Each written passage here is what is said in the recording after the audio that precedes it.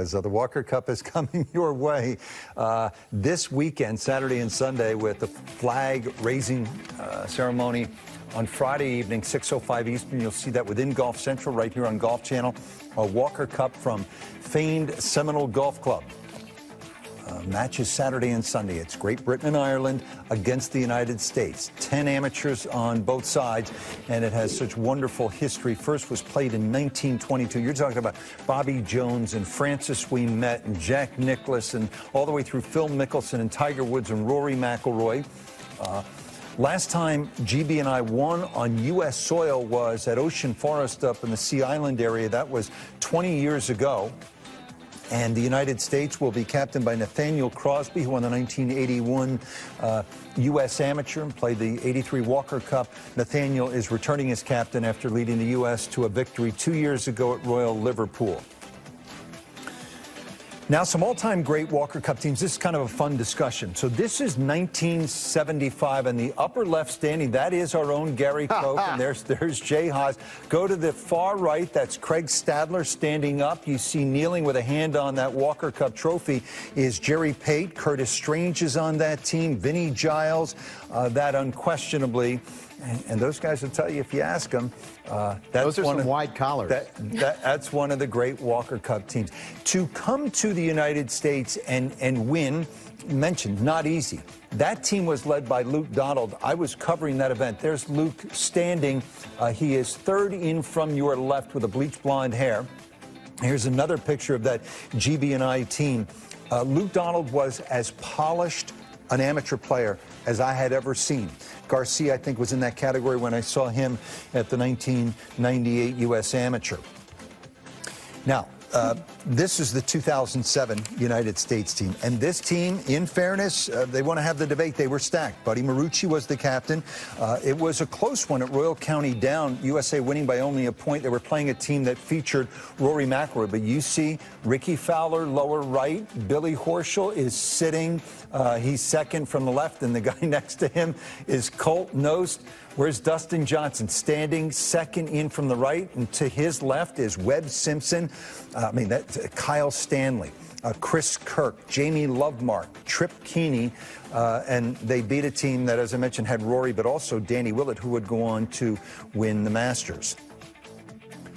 This is the 2011 team. They were actually beaten at Royal Aberdeen by Great Britain and Ireland. This team that was stacked. Spieth and Cantlay and Harris English and Russell Henley and Patrick Rogers, the best players on that GB&I team, at least those who've gone on to some success professionally, Tom Lewis and Andy Sullivan. And you see Jordan sitting lower left. To his left, that's Patrick Cantlay. And now you can't forget the 2017 team because under Spider Miller, the captain, they won at LACC, Los Angeles Country Club, 17-9. How about Cullen Morikawa, Will Zalatoris, Scotty Scheffler, and Cameron Champ? I love looking back at these. That's Colin right in the middle there. You see Captain Spider, far left. That was a... Who picked the pants? Runaway win. I kind of like it. I love it. Jaime Diaz, best Walker Cup teams ever, as long as we're having this kind of barroom discussion here. Jaime, what do you think?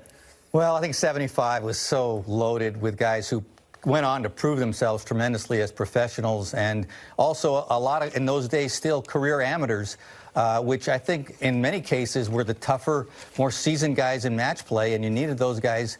Of course, in those days, the U.S. tended to dominate the Walker Cup, but still, I felt it was a richer amateur environment in those days simply because the good players didn't turn pro immediately. And I go back even to 1959 when Jack Nicklaus was first picked to the Walker Cup, and, you know, you had Dean Beeman on that team, but also Charlie Coe and Bill Heineman, guys who were, you know, really year in and year out, not just good in amateur events, but when they play in the Open and they do very well, or even in the Masters. Charlie Coe had a second in the Masters, or third in the Masters, I should say.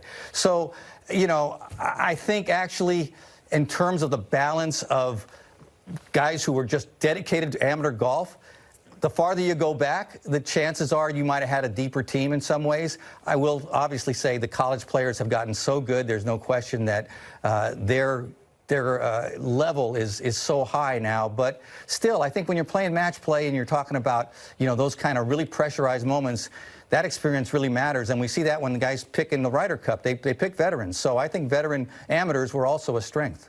Jaime, I want to go back to that 1959 team because I think they have a case. They had a collection of the most accomplished amateurs, some of them lifetime amateurs. Bill Hindman, you mentioned, who was 43 back in 1959, and he was coming off a win over Jack Nicklaus at the British Amateur that summer. But that was Harvey Ward, Billy Joe Patton, who almost won, but for a double bogey at 13, almost won the 1954 Masters. Dean Beman was most famous for having been commissioner of the PGA Tour, but he was a phenomenal amateur player, won the U.S. Am in 60, again in 63. Tommy Aaron was on that team. He would go on to win a Masters. I think if he sat Jack down, he might make a strong case that that 59 team was the best collection. That was one of his favorite moments. In his book, he talks about very fondly of being at Muirfield in 1959 and how it shaped him in terms of his own confidence of being one of the best players. That was pretty obvious to everyone else, but also just the spirit of the Walker Cup and lifelong friends and, you know, being at Muirfield, which really inspired him because that's what he ended up calling his own golf course. He loved it so much. So, you know, Walker Cup and Jack Nicklaus, that weighs heavily, I think, in my opinion, among the greatest teams.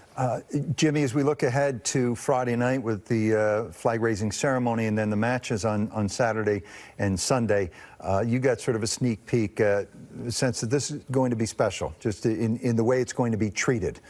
Well, listen, I don't think it's parochial to say that we're very, very proud to have the United States Golf Association package back here at Golf Channel and NBC, and I think that there is great excitement in the building, and I think that we've got a couple of surprises in store, one of which is going to start the telecast and is going to be very, very special. I'll probably get fired if I say any more than that. Right, but to that point, Jimmy, the coming together of the two governing bodies is significant, isn't it? The R&A and the USGA. Well, one of the things that I think about, and I'm not sure if people understand this, but you know, the competition itself is named after the great-grandfather of the 43rd President of the United States, George Herbert Walker. And golf runs very deep in the veins of that family. There were two presidents of the United States Golf Association in that family. And I remember seeing the 43rd President of the United States, W., at the Walker Cup when it was at National Golf Links, which is, of course, where the first Walker Cup was held. And he cares very, very deeply about it, and it's because of the tradition. But I want to go back to something you said before. To me, the romance of this sits with the career amateurs. And there's one player on the American team this time around that I'll be looking at because he occupies that space, and that's Stuart Hagestad. He's a guy with a world of talent, could have turned professional, but decided that wasn't going to be his life, and his life was going to be more like Jay Siegel, you know, a career amateur who loved the game and wanted to play it for the love of the game. Yeah, and I think it's a special week for a lot of reasons, and it's a special week for these players because it's an experience of a lifetime. It shapes how players then proceed into professional golf, the experiences that they have this week, or not into professional golf, because it creates these lasting lifetime friends. So it's a very special week. I was lucky enough to be at my brother's Walker Cup. That was not one of the pictures that we saw. However, it was 2003. It was Ryan Moore, Bill Haas, Casey Wittenberg. So another good team, but it's a very, very special week for a lot of reasons. Yeah, you mentioned Stuart Hagestad. He's going to be with us on Golf Central tonight, 4 o'clock Eastern, then again at 6 o'clock. And Hagestad, degree from prestigious business school at USC. He's getting his MBA, but he can really play. You've seen his name pop up in the Met Golf Association at tons of tournaments.